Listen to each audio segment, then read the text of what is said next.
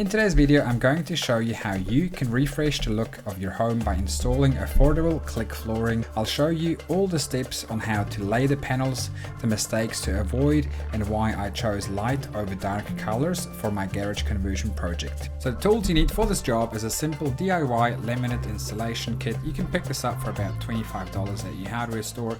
They will come with spacers for the use against the wall to provide even expansion. It will come with a tapping block that evenly distributes the force when tapping the planks, and a pull bar designed to pull the planks together in tight areas. You will also need a utility knife to cut the underlay unless your flooring already has the underlay glued to it, and you need something to cut the panels. Now I've used a table saw and a drop saw, but you can totally do this as well with a skill saw.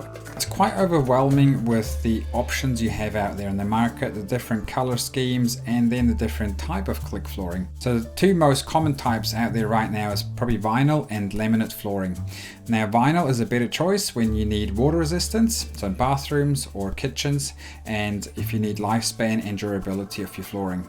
And laminate is your preferred option if you just want a more stylish appearance at a lower cost. Now what we ended up doing is we bought a pack of vinyl and laminate flooring, and we chose a color that we thought looked good.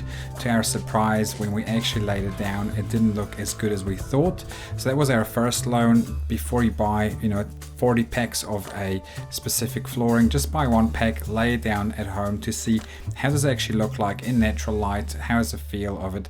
And then the second thing is what we really didn't like is the feel of vinyl. It's just sort of got a plasticky feel, and so we ended up going with laminate instead, just because it felt much more comfortable.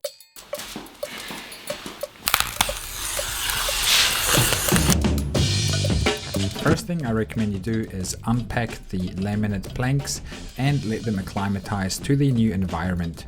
Although the laminate is not like hardwood flooring, it still contracts and expands depending on the moisture and the new temperature, so it makes sense to let it breathe for a day or two.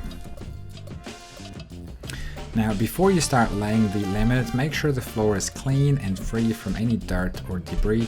The smallest piece of dirt can actually lift up your floor, so spend some time and clean your floor. After cleaning the floor, roll out the underlay where you're going to lay your first laminate boards. Cut the underlay to the correct length. Now the underlay provides extra cushioning and helps to absorb sound, and also acts as a moisture barrier. So I went for the higher end product that also has these little sticky tapes at the end. Just means that you can connect each underlay to the other very easy. Now make sure that when you lay your laminate flooring that it is staggered. A laminate floor that is not staggered can look weird and aesthetically not pleasing. Aside from the appearance, if your floor is not staggered, it might actually compromise the stability and the strength, and the planks will separate from one another. Now to achieve this staggered look, it's actually surprisingly easy. All you gotta do is you have to flip around that last plank and mark the exact length that you need to cut it to, and use the offcut to start your new row. So that way you will achieve a perfect staggered floor. I did one room together with a friend, and that was really helpful to have the second person, because every time when you hammer in that plank, the whole planks or the whole floor moves, and so it's really good if you have a second person that can secure the planks down so that you can just hammer it in. Now make sure to leave a sufficient gap between the wall and the flooring, and use the spacers that are included in the laminate installation kit.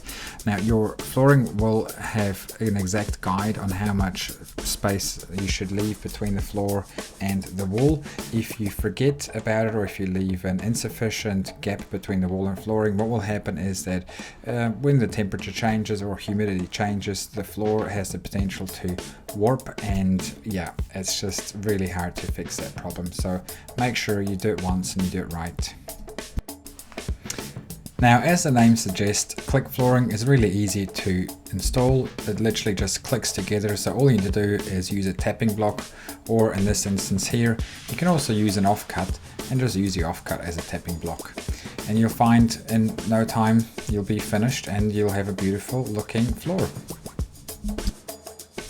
Now the only real challenge we ran into was that the plank didn't quite fit against the wall, so we had to use a multi-tool to cut a piece of timber out of the frame, and then it easily slid underneath. And so the other thing we found actually is that smaller spaces where you have to cut a lot of planks take a lot more time than a big room. So this little corner here took pretty much the exact same time as doing a 6 by 3 meter room.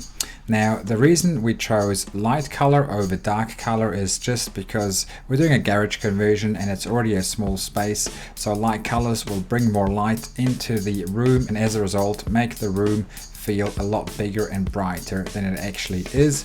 This is the end result. This whole project only cost me $600 for 38 square meter of the laminate, and it cost me $200 for the underlay, and it took us about a day, 2 people give or take, one Sunday afternoon. So it was actually really quick, and yeah, I'm really impressed with the result.